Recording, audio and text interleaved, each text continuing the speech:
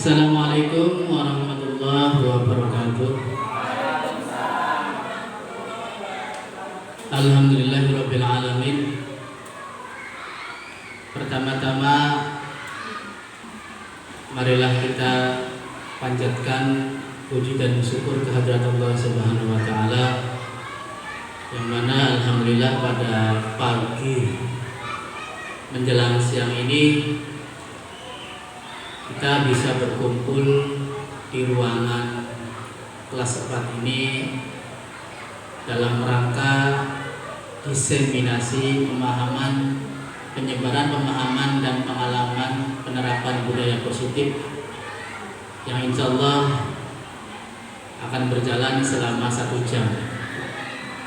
Salawat serta salam marilah kita limpah curahkan kepada junjungan Nabi besar kita Muhammad SAW, kepada para sahabatnya, pada para pengikutnya, hingga sampai kepada kita yang mudah-mudahan selalu menjalankan syariat Islam, yang mudah-mudahan juga nanti kelak di yaumil akhir kita semua mendapat syafaat dari baginda Muhammad SAW. Amin ya rabbal alamin. Pertama,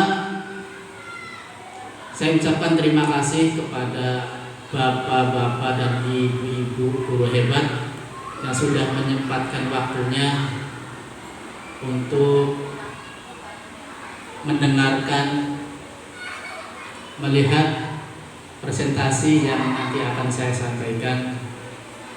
Yang kedua, nanti ada kata sambut dari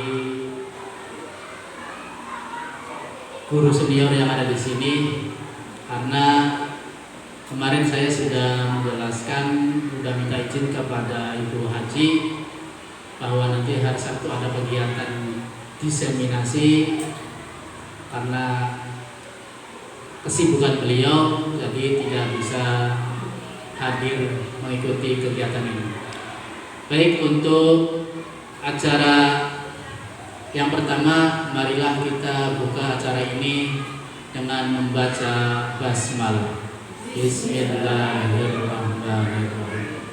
Untuk yang kedua, yaitu sambutan dari Ibu Guru Senior SD 1 Karangwangun yang akan disampaikan oleh Ibu Era Sipah. Kepadanya dipersilahkan.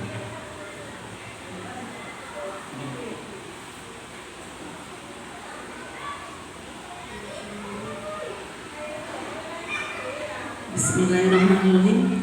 Assalamualaikum warahmatullahi wabarakatuh.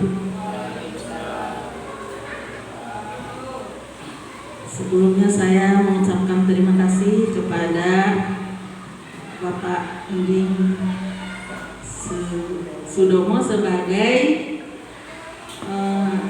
CPG,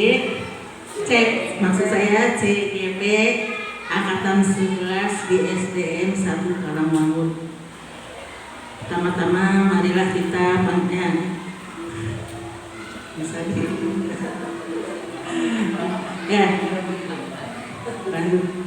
marilah kita panjatkan puji syukur kehadirat Allah Subhanahu wa taala yang karena dengan rahmatnya dan kasih sayangnya pada hari ini kita bisa berkumpul di ruangan ini untuk mendengarkan presentasi dari rekan kita, yaitu Pak Inding Sudomo sebagai CGP ya, yang akan mempresentasikannya mengenai aksi nyata modul 1.4 budaya positif dengan judul diseminasi penyebaran pemahaman dan pengalaman penerapan budaya positif.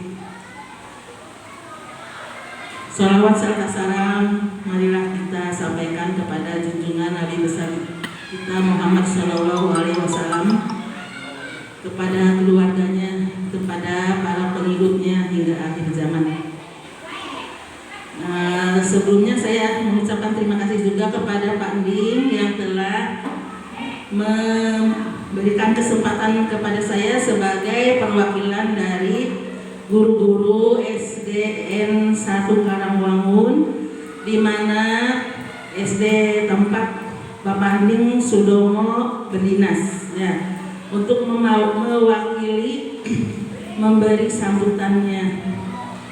Karena pada hari ini Ibu Kepala Sekolah kita sedang ada kegiatan dinas di luar, jadi tidak bisa hadir dalam acara ini.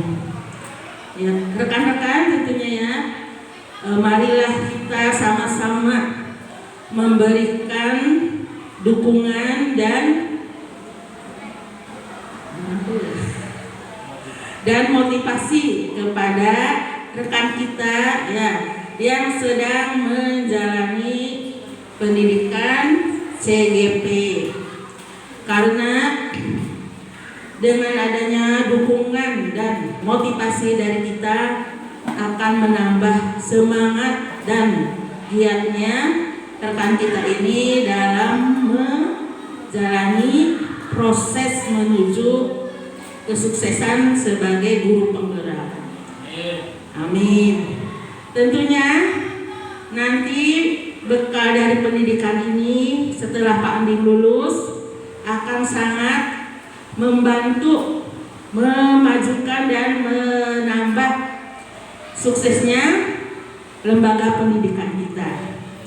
Dan insya Allah semoga nanti teman-teman yang masih belum mengikuti CGP bisa menyusul ya, mengikuti kegiatan yang sedang kami jalani. Nah, kami dan teman-teman tentunya sangat mendukung ya Pak Anding, dan mudah-mudahan Pak Anding sukses tanpa ekses sampai akhir pembelajarannya. Nah, mungkin itu saja sambutan dari saya. Maaf kalau ada yang salah, ya itu datangnya dari saya, dan kalau yang benar itu datangnya dari Allah Subhanahu Wa Taala. Sekian, wassalamualaikum warahmatullahi wabarakatuh. Terima kasih kepada Ibu Narasibah atas mewakili sambutannya atas nama SDN 1 Karimungun. Mudah-mudahan apa yang disampaikan bisa menambah saya semangat, dan yang penting saya minta doanya kepada rekan-rekan guru di sini, karena saya mengikuti program tersebut sampai Desember akhir. Jadi selama 6 bulan saya bergelut di hadapan laptop hampir 4 jam sehari saya duduk. Minimal itu 4 jam, Bu. Minimal. Apalagi kalau hari Minggu, subhanallah, dari pagi sampai sore, Bu. Iya. Ya. Alhamdulillah hari ini saya bisa melaksanakan diseminasi penyebaran pemahaman dan pengalaman penerapan budaya positif yang merupakan aksi nyata modul 1.4 tentang budaya positif.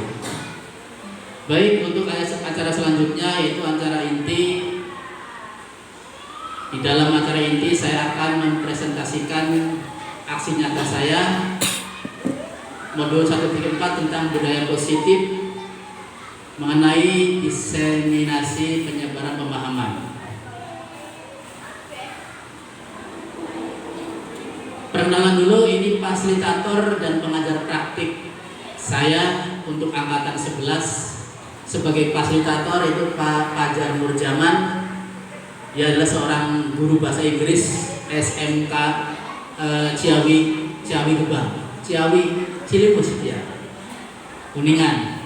Yang kedua sebagai pengajar praktik yaitu Ibu Puji Triwijayanti, guru dari SMP Pamedilan. Materi hari ini yaitu tentang diseminasi budaya positif. Latar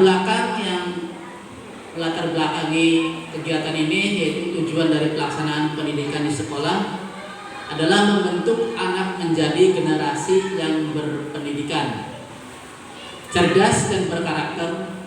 Oleh karena itu, agar hal itu bisa terwujud, maka dilaksanakan kegiatan pembelajaran di sekolah dan proses pembiasaan yang baik. Proses pembiasaan itu disebut dengan budaya. Agar terbentuk murid yang berkarakter baik dan unggul, maka sekolah harus membangun budaya positif di lingkungan sekolah. Budaya positif merupakan perwujudan dari nilai-nilai atau keyakinan universal yang diterapkan di sekolah. Budaya positif yang diterapkan di sekolah adalah salah satu perwujudan dari visi guru yang mengandung nilai-nilai kebijakan sesuai dengan tujuan pendidikan nasional yang dijabarkan dalam profil pelajar Pancasila. Yang tentunya waktu minggu kemarin saya sudah melaksanakan tentang penyampaian tentang visi guru. Budaya positif yang diterapkan di sekolah seharusnya menjadi suatu kebiasaan sehingga mendorong murid untuk melakukannya dengan kesadaran tanpa ada paksaan. Budaya positif diawali dengan adanya perubahan paradigma tentang teori kontrol. Sebagai pendidik, kita merasa berkewajiban untuk mengontrol perilaku murid supaya memiliki perilaku dengan harapan guru. Dengan adanya kontrol dari guru, maka akan menjadi keselarasan yang seimbang, sehingga akan tercipta budaya positif. Dengan budaya positif akan memunculkan keinginan murid untuk meningkatkan kemampuan yang dimiliki.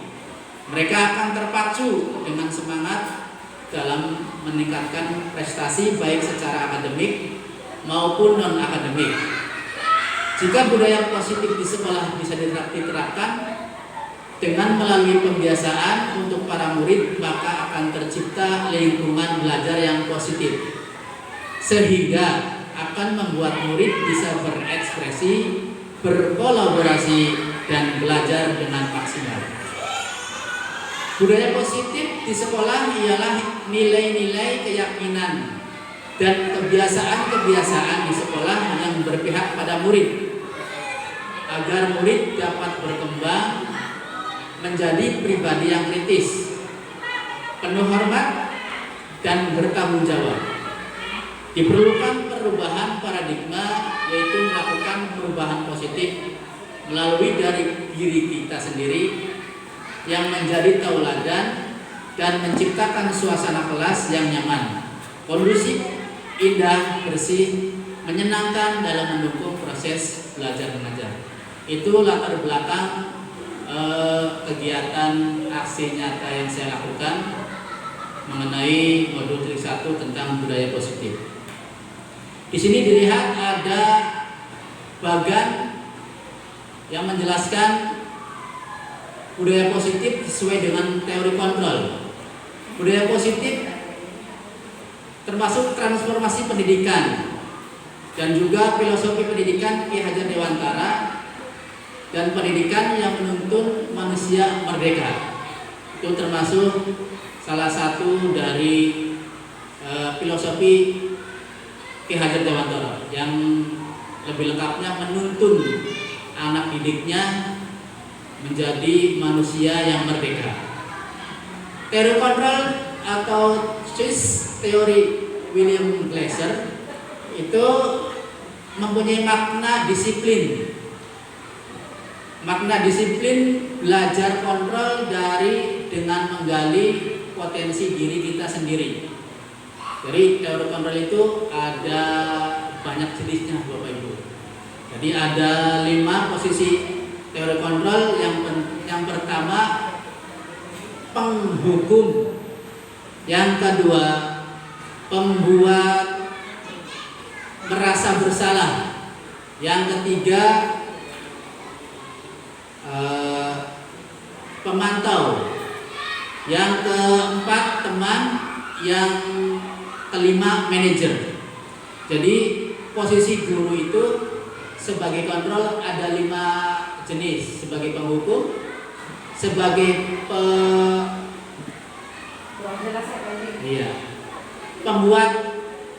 pembuat merasa bersalah, yang ketiga sebagai teman, yang keempat pemantau, yang kelima manajer.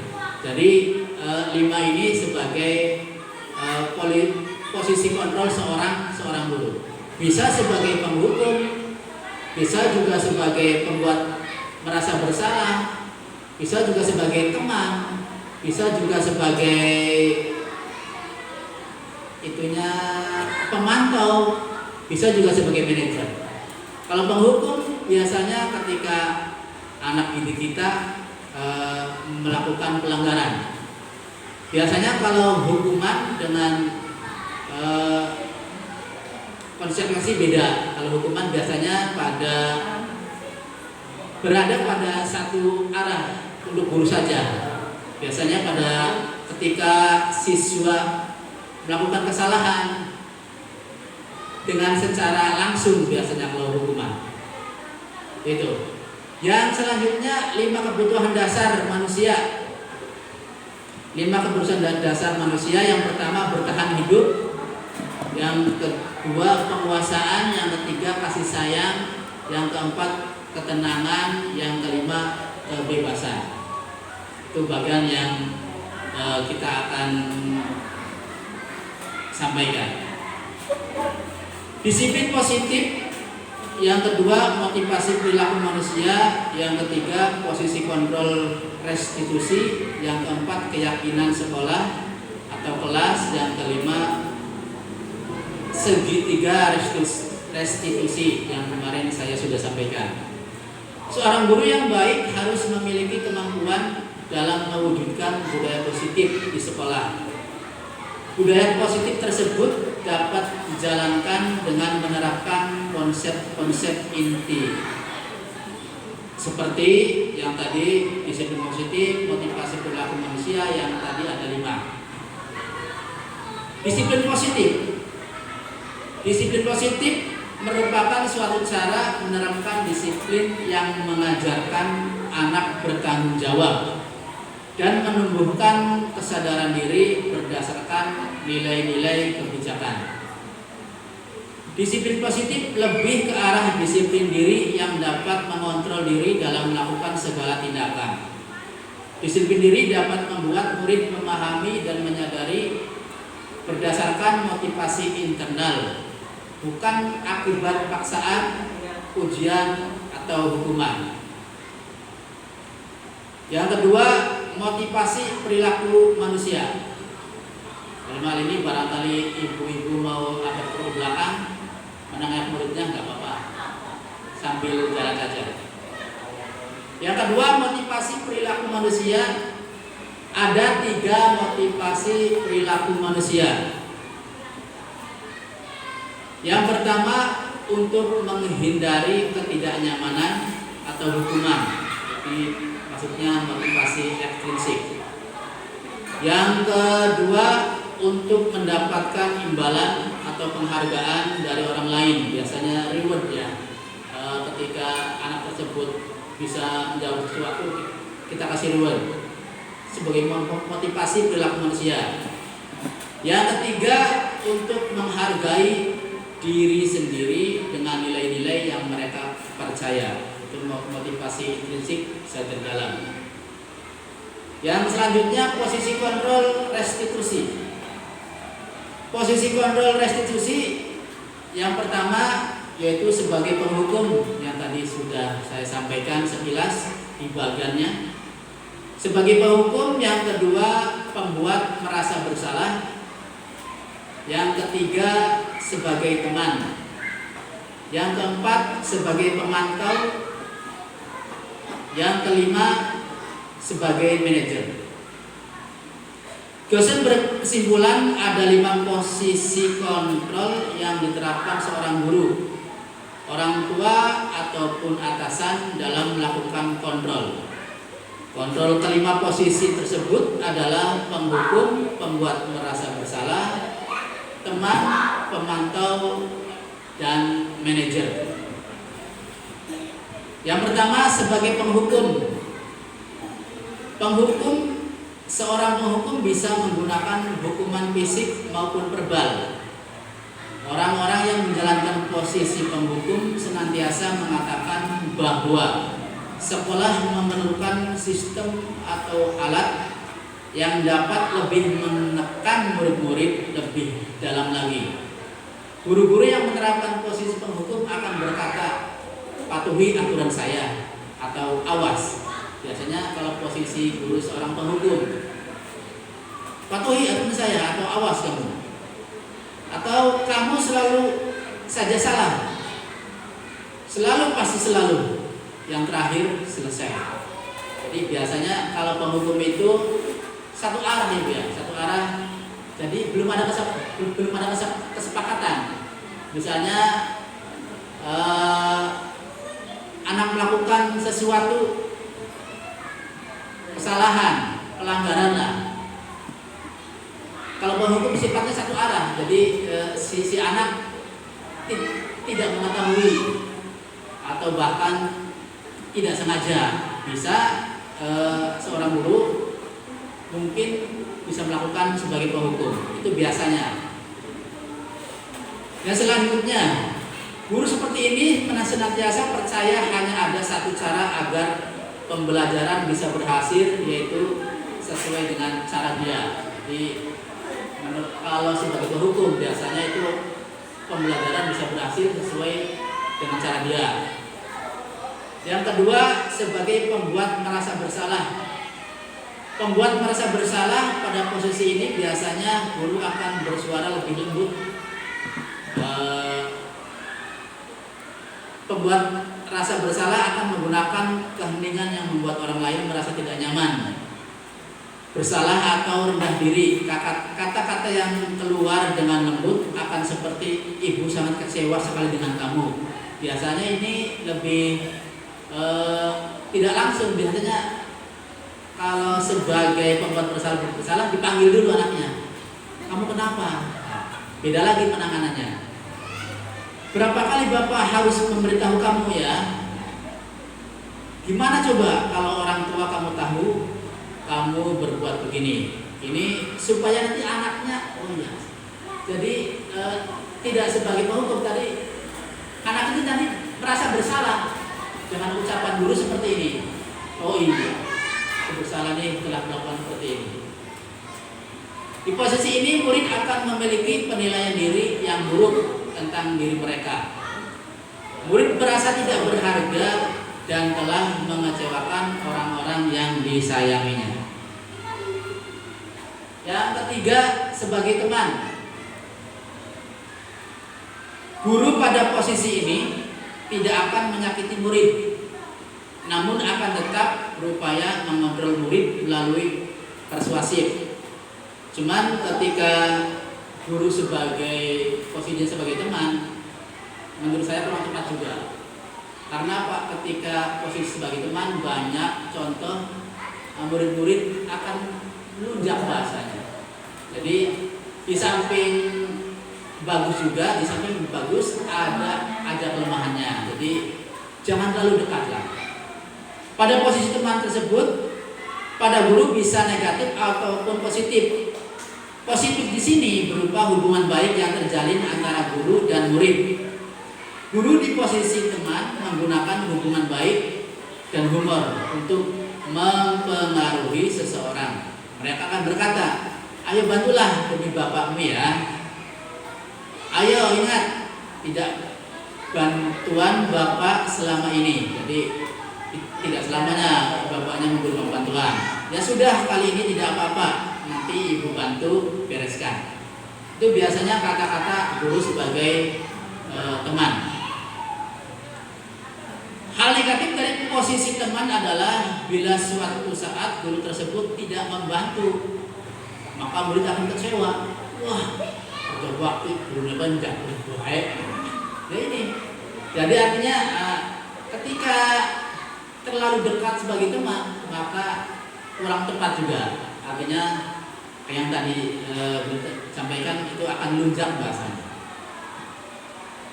Hal lain yang mungkin timbul adalah murid hanya akan bertindak untuk guru tertentu, misalkan ya, selain guru yang namanya Allah sungkan, ya, dan tidak untuk guru lain. Murid akan bergantung pada guru tersebut. Posisi kontrol pada pemantau Memantau berarti mengawasi. Pada saat kita mengawasi, kita bertanggung jawab atas perilaku orang-orang yang kita awasi. Ada apa tadi itu? Nyala nggak? Nyala nggak videonya? Nyala. Oke, kasih benar. Posisi pemantau berdasarkan pada peraturan-peraturan dan konsekuensi dengan menggunakan sanksi atau konsekuensi kita. Maka itu ya. Sambil nunggu Mawarid, pandai Mawarid kalau udah datang suruh kesini aja, air sama sate-satenya. Sate boleh, sate boleh. Suruh sini langsung airnya, malah es batunya. Dapat memisahkan hubungan pribadi kita dengan murid. Sebagai seorang yang menjalankan posisi pemantau, pertanyaannya yang diajukan seorang pemantau, peraturannya apa? Nah, itu kalau guru sebagai pemantau. Apa yang telah kamu lakukan? Sanksi atau konsekuensinya apa? Ketika melihat siswa yang telah melakukan kesalahan. Seorang pemantau sangat mengandalkan perhitungan, artinya mantau, gurunya mantau. Oh, anak ini melakukan kesalahan. Catatan data yang dapat digunakan sebagai bukti atas perilaku seseorang. Posisi ini akan menggunakan stiker, slip, catatan, daftar cek. Posisi pemantau sendiri berawal dari teori stimulus respon yang menunjukkan tanggung jawab guru dalam mengontrol muridnya. Yang terakhir, posisi kontrol sebagai manajer.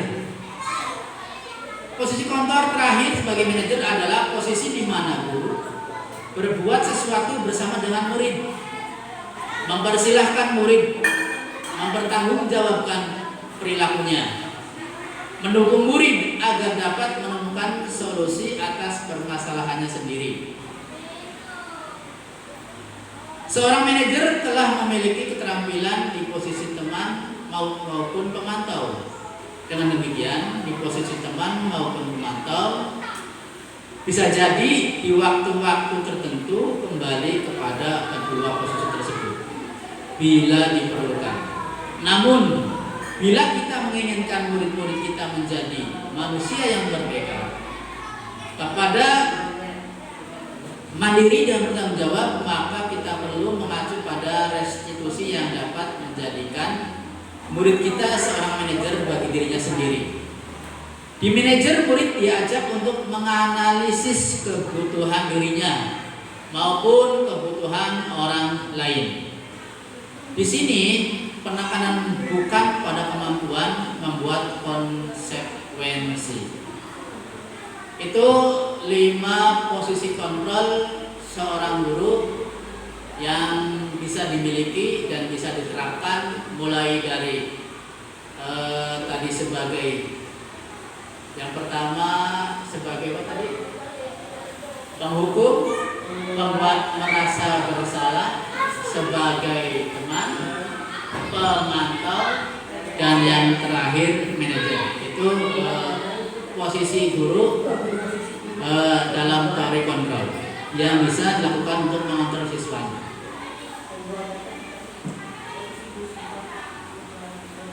Posisi kontrol restitusi. Dari kelima posisi kontrol tersebut, sebaiknya seorang guru menggunakan posisi kontrol sebagai manajer. Kenapa sebagai manajer? Karena guru dapat membuat sesuatu bersama murid, mempersilahkan murid bertanggung jawab, dan mendukung murid agar dapat menemukan solusinya. Ini yang pernah saya lakukan ketika ada salah satu siswa yang telat masuk sekolah, maka saya menggunakan posisi restitusi sebagai manajer. Selain itu, posisi manajer mengacu pada restitusi yang dapat menjadikan siswa sebagai manajer bagi dirinya, sehingga dapat tercipta identitas positif pada diri siswa. Itu 5 posisi kontrol yang tadi sudah saya jelaskan, yang sudah saya sampaikan, bahwa 5 posisi kontrol yang harus digunakan, harus seorang guru harus mengetahui, harus memahami 5 posisi kontrol yang setiap harinya berhadapan dengan siswa. Selanjutnya 5 kebutuhan dasar. 5 kebutuhan dasar manusia. Sebelum ke 5 dasar kebutuhan dasar manusia, saya mau ngajak ice breaking dulu. Ice breaking. Kemarin udah ada bukan mana? Ya, ice breaking dulu di situ lah supaya aku udah pegel ngomongnya. Paus.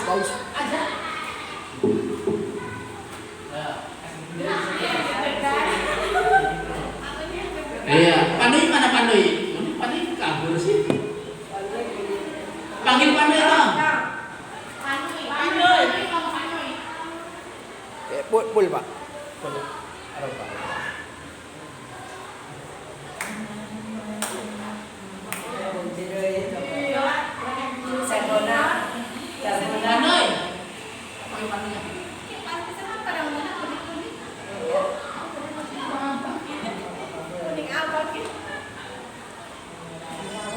Apa ya? Sebelum lanjut ke 5 dasar kebutuhan manusia, pegel ngomongnya. Udah Pak, kita dulu dong masuk ke sini. Ya, sambil minum. Ice breaking-nya sangat sederhana. Ice breaking apa ya? Oke. Jadi ice breaking-nya itu, nah, mari terima kasih Om Marit atas laporannya. Satu bala-balanya, alhamdulillah. Anak boleh dia beli Om Marit? Mantap. Sedikit kita akan merefreshkan pikiran kita setelah tadi melihat tentang 5 kontrol posisi pada guru yang sebaiknya dipegang supaya untuk menjalankan kegiatan yang berhadapan langsung dengan siswa. Tes breaking-nya ketika ada kalimat guru berkata, lakukan apa yang saya lakukan. Ya. Guru berkata, maka lakukan apa yang saya lakukan. Siap? Siap. Iya. Guru berkata, tepuk tangan. Guru berkata, pegang kuda. Guru berkata, megang pipi. Guru berkata, apa? Pegang lutut. Guru berkata, berputar. Ya, sudah, silakan. Oke, silakan.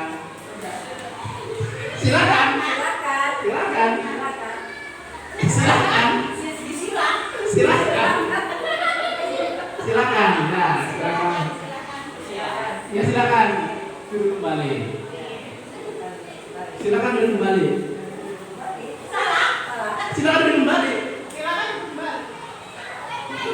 Ngomong. Kan tadi bilang kalau ada kata guru berkata, Silakan duduk kalau ada lagi. guru berkata, kan tidak, silakan duduk kembali. Kan tidak ada guru berkata. Iya. Jadi kalau ada kata guru berkata berarti iya, silakan duduk kembali. Kan saya tidak ada. Ya, kalau malah itu breaking yang sangat sederhana. Ya, kemarin S-nya kemarin. Aduh. Kemarin langsung jago lagi nih ya. Terima kasih atas ice breaking-nya. Mudah-mudahan bisa mencerahkan suasana ice breaking yang sangat tidak bermodal ya. Ya. Mangga sambil di hidangan yang ada di atas istana bisa dimenikmati sambil nunggu tangga dan seprit susunya. Kemarin kayaknya seprit kayaknya kemarin. Bisa dilanjut Bapak Ibu? Ya. Padahal lagi nunggu banyak ya.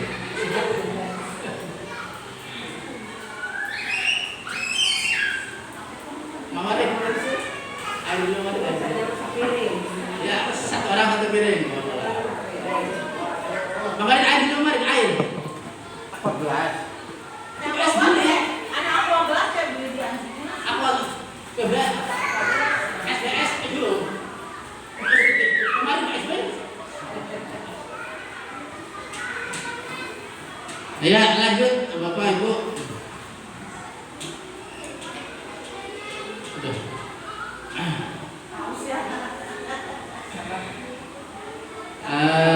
Lanjut selanjutnya itu 5 dasar kebutuhan manusia.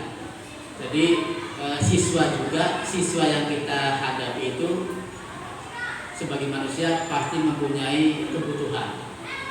Jadi 5 dasar kebutuhan manusia. Yang pertama, kebutuhan dasar manusia. Seluruh tindakan manusia memiliki tujuan tertentu. Semua yang kita lakukan adalah usaha terbaik kita untuk mendapatkan apa yang kita inginkan. Ketika kita mendapatkan apa yang kita inginkan, sebetulnya saat itu kita sedang memenuhi satu atau lebih dari satu kebutuhan dasar, yaitu kebutuhan untuk bertahan hidup, survival, kasih sayang, rasa diterima, kebebasan, kesenangan, dan juga penguasaan. Ketika seorang murid melakukan sesuatu perbuatan yang bertentangan dengan nilai-nilai kebijakan atau melanggar peraturan, hal itu sebenarnya dikarenakan mereka gagal memenuhi kebutuhan dasar mereka. Contoh, ketika anak tersebut sering telat, ketika ada kegiatan upacara, dia sering telat. Ya, biasanya itu ada salah satu kebutuhan dasarnya tidak terpenuhi. Bisa jadi di bertahan hidupnya atau kasih sayangnya kurang, sehingga kurang perhatian dari orang tua. Bisa jadi rasa ingin diterima sama teman-temannya, males ketika upacara nggak ada temennya. Itu jadi bisa jadi faktor-faktor tersebut yang mengakibatkan anak tersebut melakukan kurang disiplin positif. Kebutuhan dasar manusia. Ada kebutuhan dasar, kebutuhan bertahan hidup, kasih sayang, dan rasa diterima, penguasaan, kemampuan, kebebasan, dan kesenangan yang tadi saya sampaikan. Bertahan hidup atau survival dari bahasa Inggrisnya Ibu Dewi, survival. Ya. Kebutuhan bertahan hidup adalah kebutuhan yang bersifat fisiologis untuk bertahan hidup, misalnya kesehatan, rumah, dan makanan. Kebutuhan biologis seperti bagian dari proses reproduksi, termasuk kebutuhan untuk tetap bertahan hidup. Komponen psikologis pada kebutuhan ini meliputi kebutuhan akan perasaan aman. Nah, biasanya bisa jadi ketika yang tadi saya sampaikan ada anak sering telat, biasanya itu faktor-faktor kesehatan juga bisa menjadi penyebabnya. Seperti kasus Doni, apabila jawaban Doni ketika ditanya oleh Ibu Ambar adalah karena ia lapar, dan orang tuanya tidak membawakannya bekal makan siang, maka kebutuhan dasarnya yang sedang berusaha dipenuhi oleh Doni adalah kebutuhan untuk bertahan hidup. Biasanya ketika Sabtu pagi ya setelah senam kita biasa makan bersama. Bisa jadi ada anak yang tidak membawa bekal, bisa jadi orang tuanya mungkin ke sawah pagi-pagi sehingga tidak bisa memenuhi kebutuhan anaknya. Ngurusi konvoy, kan kuli oleh duit. Nah, biasanya begitu. Jadi pengaruh juga itu, pengaruh juga ketika perhatian seorang orang tua kepada anaknya. Yang kedua, kasih sayang. Kasih sayang dan rasa diterima merupakan kebutuhan untuk diterima. Kebutuhan ini, tiga kebutuhan berikutnya adalah kebutuhan psikologis, kebutuhan untuk disayangi dan diterima meliputi kebutuhan akan hubungan dan koneksi sosial. Biasanya pernah mungkin Bapak Ibu ketika melaksanakan pembelajaran di kelas ada anak yang pendiam, ya, ada anak yang kurang percaya diri. Itu biasanya dengan teman-temannya kurang diterima. Bahkan sekarang ada bahasa geng-gengnya, geng ini. Nah itu biasanya kurang diterima oleh teman-temannya, kurang kasih sayang. Dalam kasus di atas, apabila Doni menjawab bahwa alasannya mengambil bekal temannya karena dia merasa senang temannya, jadi memperhatikan dia. Jadi biasanya pengen hionan, iya caper. Jadi wah hionan lah gitu ya. Intinya dia itu pengen apa sih diterima oleh temannya, bukan jadi dia nakal, tidak. Bisa jadi dia caper atau pengen diperhatikan, gitu ya. Itu yang kedua, kasih sayang. Yang ketiga, penguasaan atau power. Kebutuhan ini berhubungan dengan kekuatan untuk mencapai sesuatu, menjadi kompeten, menjadi terampil, ditakuti atas prestasi dan keterampilan, didengarkan dan memiliki rasa harga diri.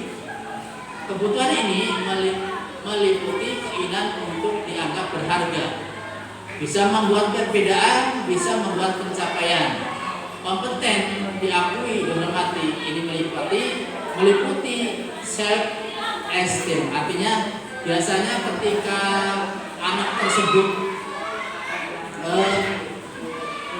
pengen menguasai, biasanya dalam suatu kasus apabila jawaban Doni adalah dia merasa hebat karena temannya jadi takut dengan dia. Biasanya anak-anak yang merasa hebat, yang biasa mengganggu teman-temannya, dia merasa hebat sehingga teman-temannya bisa patuh dan menuruti keinginannya. Maka sebetulnya Doni sedang berusaha memenuhi kebutuhan dasarnya akan kekuasaan. Jadi dia pengen menguasai, pengen jadi seorang yang punya kekuasaan, powernya ada, ingin menunjukkan biasanya. Yang ketiga, kebebasan atau freedom. Kebutuhan untuk bebas adalah kebutuhan akan kemandirian, otonomi, memiliki pilihan dan mampu mengendalikan arah hidup seseorang. Anak-anak dengan kebutuhan bebas yang tinggi menginginkan pilihan. Mereka perlu banyak bergerak, suka mencoba-coba, tidak terlalu terpengaruh orang lain, dan senang mencoba hal baru dan menarik. Bila jawaban Doni dalam suatu kasus adalah bahwa dia merasa bosan, biasanya anak-anak tersebut yang sering bosan dengan bekal makanan yang dibawakan ibunya dari rumah, karena ibunya selalu membawakan bekal yang sama. Tiap Sabtu bawaannya mie, ngendong. Jadi si anak tersebut merasa bosan, akhirnya pengen bebas, pengen mencari rasa baru, Nggak serasa bagus. Iya, rambut batur, lihat sate ayam lah itu. Ya. Itu mengenai kebebasan atau freedom. Yang selanjutnya kesenangan. Kebutuhan akan kesenangan adalah kebutuhan untuk mencari kesenangan bermain dan tertawa. Bayangkan hidup tanpa menikmati apapun, kenikmatan apapun. Betapa menyedihkan. Glaser menghubungkan kebutuhan akan kesenangan dengan belajar. Anak-anak dengan kebutuhan dasar kesenangan yang tinggi biasanya ingin menikmati apa yang dilakukan. Biasanya sering bermain biasanya. Makasih Murid. Sampai tenggorokannya wis garing. Mereka juga Murid. Itu apa? Kurang. Oh, oke.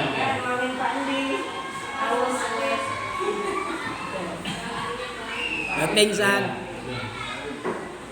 Maaf ibu, saya minum dulu Pak Elis. Tenggorokan Elis di neraka.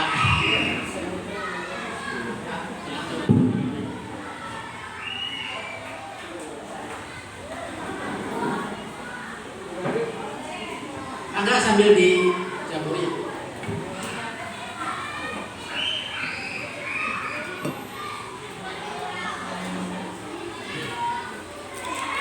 Mereka juga bisa berkonsentrasi tinggi saat mengerjakan hal yang disenangi. Mereka suka bermain dan suka mengoleksi barang, suka bergurau, suka melucu dan juga menggemaskan. Bahkan saat mereka bertingkah laku buruk, mereka masih terlihat lucu.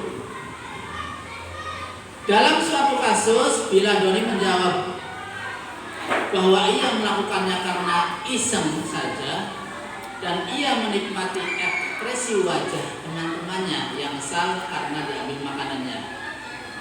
Dan menurut dia ekspresi teman-temannya itu lucu.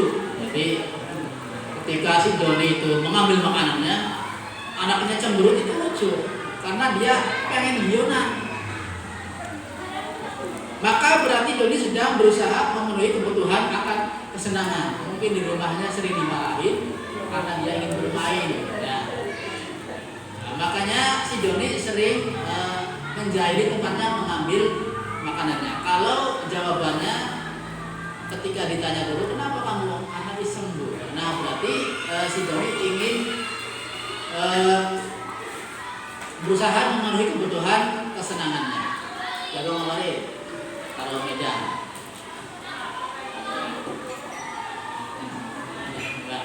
Ya, ayo. Mangga yang mau menengok anak didiknya nggak apa-apa sambil ini aja.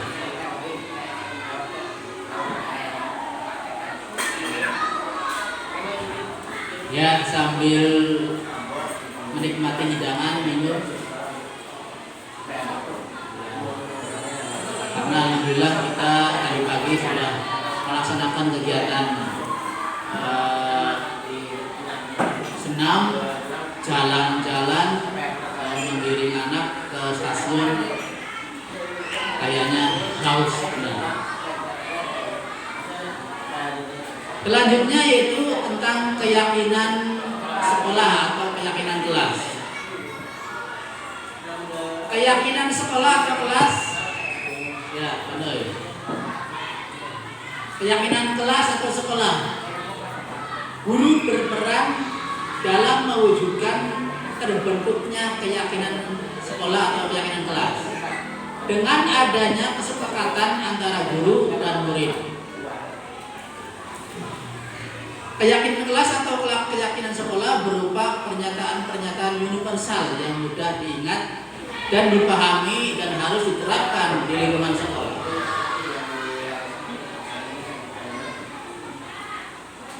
Pembentukan keyakinan sekolah atau kelas.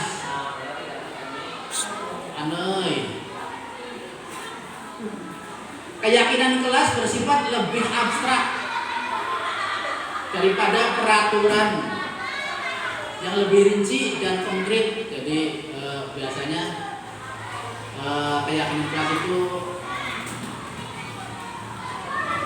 terkait tentang keadaan di dalam kelas. Keyakinan kelas berupa pernyataan-pernyataan universal. Pernyataan keyakinan kelas senantiasa dibuat dalam bentuk positif. Jadi jangan ada bahasa tidak boleh buang sampah sembarangan, jangan ada kata tidak. Buang sampah pada tempatnya. Jadi jangan digunakan membuat kata tidak, kata larangan. Jangan buanglah sampah pada tempatnya. Ya, terus dilarang merokok. Ya, itu apa? Tidak. Yang merokok kita ya. Enggak ada yang merokok. Satu lagi, daerah bebas merokok. Jadi gunakan kata-kata positif dalam kalimat pernyataannya. Keyakinan kelas hendaknya tidak terlalu banyak sehingga mudah diingat dan dipahami oleh semua warga kelas. Jadi jangan sampai banyak-banyak. Misalnya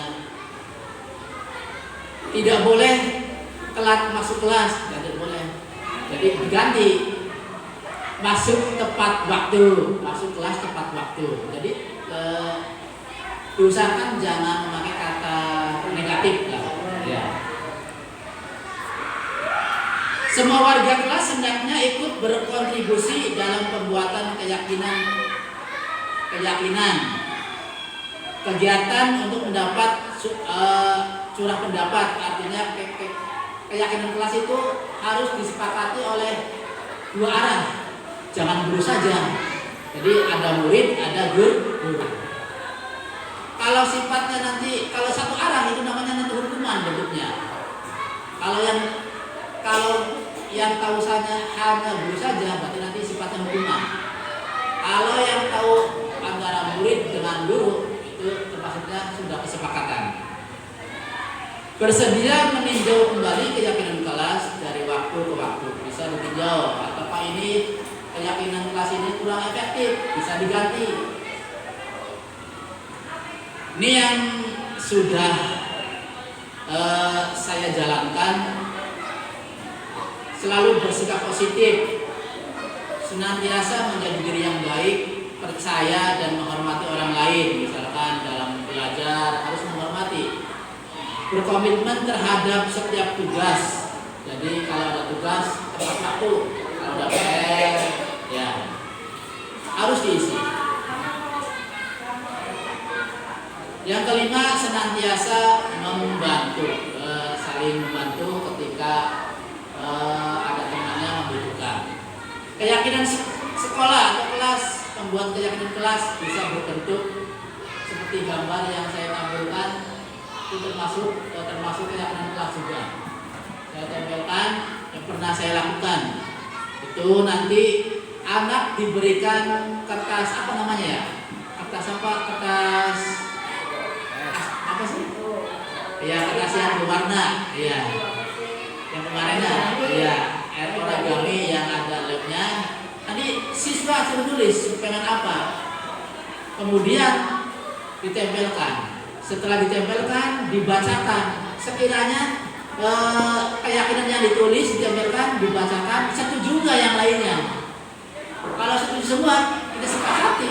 Itu termasuk dalam satu keyakinan. Kalau sekiranya tidak setuju, maka jangan disepakati. Itu mengenai keyakinan kelas. Selanjutnya, setelah keyakinan kelas ada segitiga restitusi. Apa sih itu restitusi? Restitusi adalah proses menciptakan kondisi bagi murid untuk memperbaiki kesalahan mereka sehingga mereka bisa kembali pada kelompok mereka dengan karakter yang lebih kuat. Restitusi juga adalah proses kolaboratif yang mengajarkan murid untuk mencari solusi dari masalah dan membantu murid berpikir tentang seperti apa yang mereka inginkan. dan bagaimana mereka harus memperlakukan orang lain. Restitusi bukan untuk menebus kesalahan, namun untuk belajar dari kesalahan. Restitusi membantu murid menjadi lebih memiliki tujuan, disiplin positif, dan memulihkan dirinya setelah berbuat salah. Jadi tidak semua permasalahan anak yang kita hadapi menggunakan cara restitusi. Tidak semua. Restitusi digunakan ketika anak melakukan pelanggaran, ketika anak melakukan kesalahan yang sifatnya ringan saja. Yang sifatnya ringan, ketika anak terlambat sekolah, ketika anak tidak membuang sampah, ketika anak tidak mengerjakan sebuah tugas dengan tepat waktu, bisa penanganannya bisa dilakukan dengan cara restitusi. Jadi tidak semua penanganan masalah pada murid pakai dengan restitusi, tidak. Contohnya apa? Ketika anak berantem sudah kelewatan, misalkan ada kasus anak membakar sekolah, jangan pakai restitusi, langsung orang desa. Ketika anak biasanya pada anak SMP SMA, ketika anak membawa sajam dalam kelasnya, itu jangan pakai restitusi, karena restitusi sifatnya lemah lembut. Jadi harus dengan pihak berwenang. Kalau ketika menghadapi masalah murid yang sekiranya melakukan pelanggaran yang sangat berat, jangan pakai restitusi. Tahapan dalam segitiga restitusi yaitu yang pertama menstabilkan identitas, yang kedua validasi tindakan yang salah, yang ketiga menanyakan keyakinan. Tahapan dalam segitiga restitusi yaitu contoh yang menstabilkan identitas dilakukan berdasarkan prinsip bahwa membuat kesalahan adalah bagian dari proses pembelajaran yang nantinya akan menggeser identitas gagal ke arah identitas sukses. Artinya ketika melakukan penanganan pada anak melakukan dengan restitusi, pertama anak kita panggil terlebih dahulu, kita tanyakan terlebih dahulu apa masalahnya, apa yang telah dilakukan. Nanti anak tersebut akan menjawab sendiri. Kenapa kamu dipanggil oleh bapak? Tahu kenapa kamu dipanggil? Dia akan merasa sendiri. Oh iya pak, saya kena ini. Kenapa kamu melakukan seperti itu? Itu termasuk ke dalam menstabilkan identitas. Setelah menstabilkan identitas, baru melakukan validasi tindakan. Melakukan validasi tindakan yang salah dilakukan berdasarkan prinsip bahwa setiap perilaku berupaya memenuhi suatu kebutuhan tertentu, sehingga guru atau orang tua akan bergeser dari pemikiran stimulus respon menjadi proaktif, serta akan lebih mengenali dan mengakui kebutuhan murid atau anak. Nah, setelah menstabilkan identitas dilakukan oleh guru, maka dilanjutkan dengan validasi tindakan. Ditanya, kenapa kamu melakukan tersebut? Apa alasannya? Nah, memvalidasi tindakan. Kenapa kamu melakukan tersebut? Apa alasannya? Sehingga anak nanti menjawab, iya pak, karena saya main HP tiap hari terlalu malam. Nah itu memvalidasi tindakan. Setelah validasi tindakan dilakukan, yang ketiga menanyakan keyakinan. Menanyakan keyakinan dengan memberikan pertanyaan bermakna kepada murid atau anak untuk memunculkan motivasi secara intrinsik sehingga mampu mengaitkan keyakinannya dengan tindakan yang salah. Contoh ketika saya merestitusi anak yang telat berangkat sekolah. Setelah tahapan validasi keyakinan, validasi tindakan sudah dilakukan, maka menanyakan keyakinan. Apa menanyakan keyakinannya? keyakinan yang sudah disepakati oleh murid dan guru mengenai tentang masuk sekolah tepat waktu. Ketika sudah menanyakan keyakinan, dia akan merasa, oh iya, berarti keyakinan kelas yang belum saya laksanakan yaitu satu, terlambat sekolah. Sehingga setelah menanyakan keyakinan kelas ini ditanyakan kepada siswa tersebut akan merasa, oh iya, berarti saya belum melakukan ini. Melakukan apa? Keyakinan ke kelas yang sudah disepakati. Sehingga anak tersebut sadar dan bisa memperbaiki kesalahan-kesalahan yang telah dibuat. Budaya positif yang dapat diterapkan di sekolah. Sebelumnya bisa dilihat kegiatan restitusi yang pernah saya lakukan. Mungkin ada yang sudah lihat. Sayang ini suaranya nggak ada. Bentuknya nggak nyambung. Iya. Bentuknya nggak nyambung ya.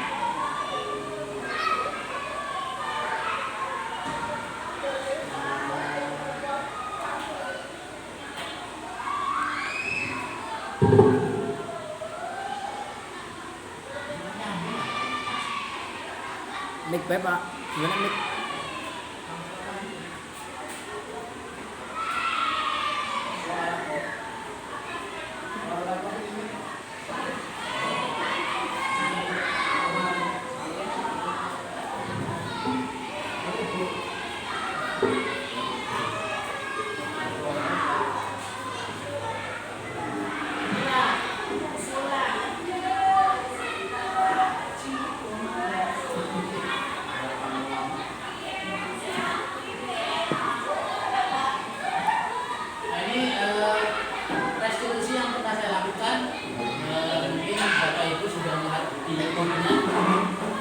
Mungkin Bapak Ibu pernah lihat di YouTube-nya, saya sudah upload kegiatan restitusi yang pernah saya lakukan, yaitu pada anak yang pertama itu sering telat masuk kelas, yang kedua tidak tepat waktu melaksanakan tugas sekolah, yang diperankan oleh,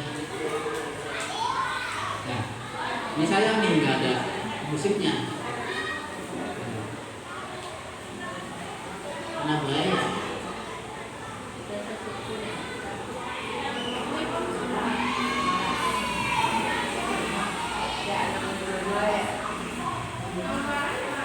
Itu langsung orangnya.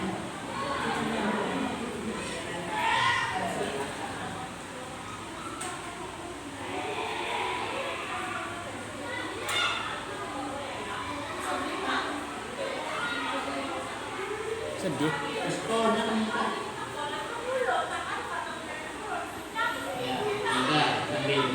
Megang dulu. Ini posisi restitusi sebagai anak tersebut telat masuk kelas.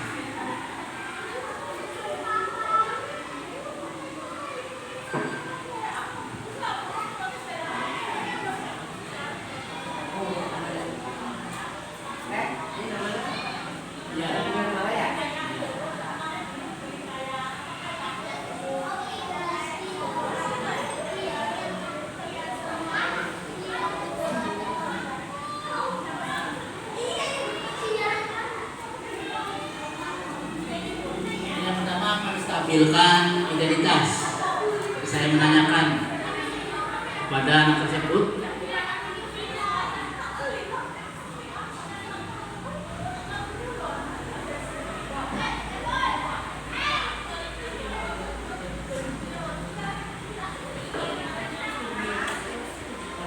mana ini sayang suaranya?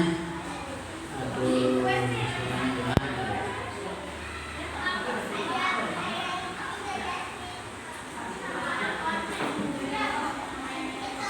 Semuanya apa ya? Heran.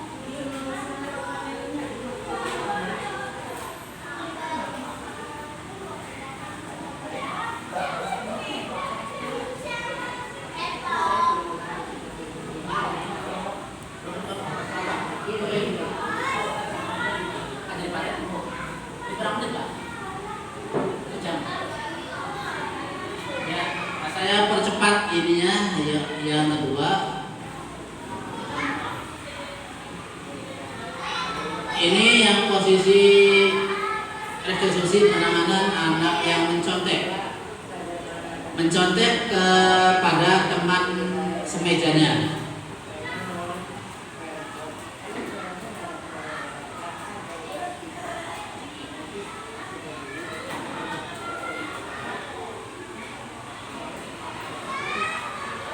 Bisa yang suaranya tuh.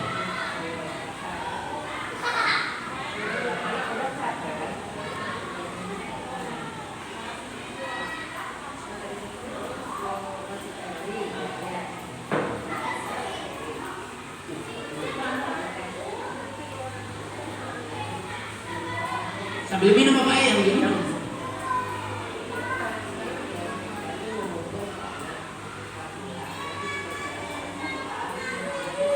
Ya, ini restitusi penanganan anak yang mencontek pada teman satu mejanya. Jadi penanganannya boleh pakai restitusi. Mungkin cukup sekian untuk penampilan videonya. Saya lanjutkan ke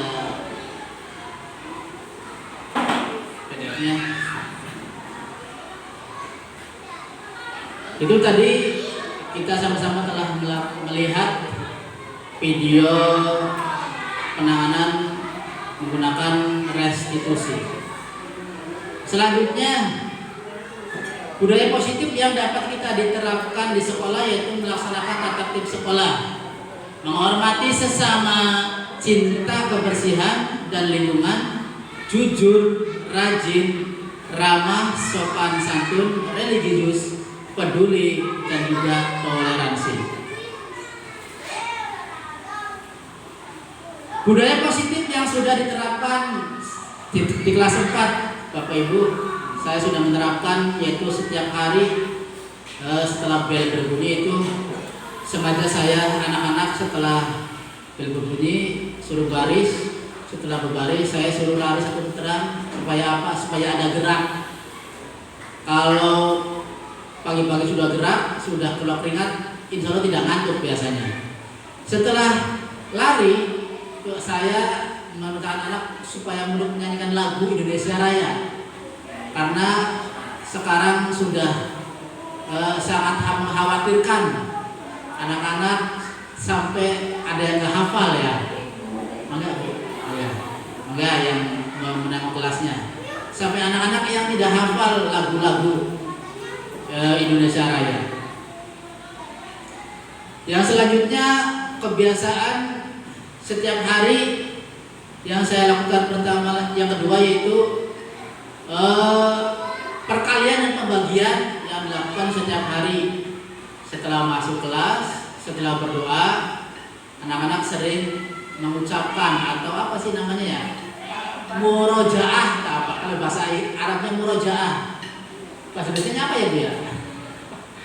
Jadi mengulang perkalian dan dibarengi dengan pembagian bertahap, dari perkalian pembagian 1 dulu selama 1 bulan, terus perkalian 2 selama setengah bulan, bertahap.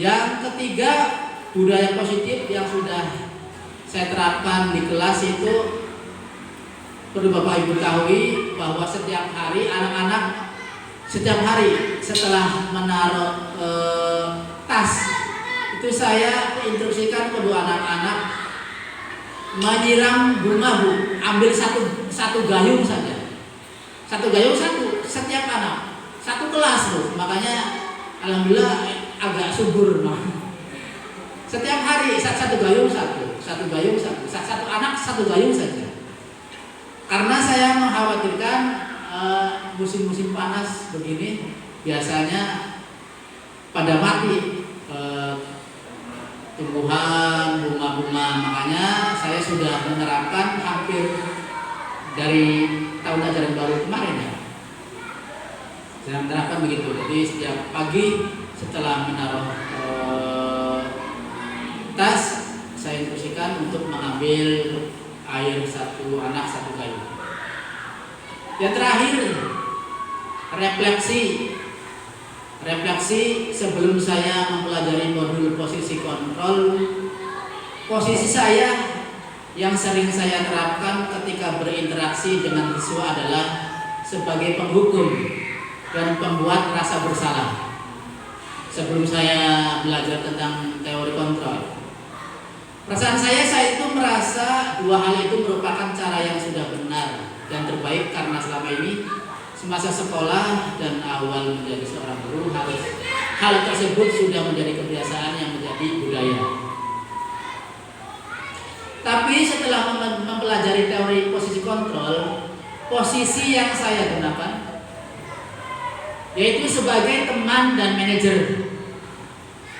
Sebagai teman dan manajer. Biarpun sebagai teman saya sedikit membatasi, jangan terlalu dekat, karena yang tadi saya sampaikan, kalau sebagai teman biasanya agak sedikit menjauh. Perasaan yang saya alami yaitu saya menjadi lebih tenang, siswa lebih mudah menerima dan sadar tentang kesalahan yang dia perbuat, sehingga siswa menjadi tergerak hatinya untuk berubah dari dalam dirinya sendiri, bukan dari paksaan. Jadi biasanya bukan karena paksaan, dengan kesadaran diri anak tersebut mematuhi aturan. Sebelum mempelajari modul ini pernah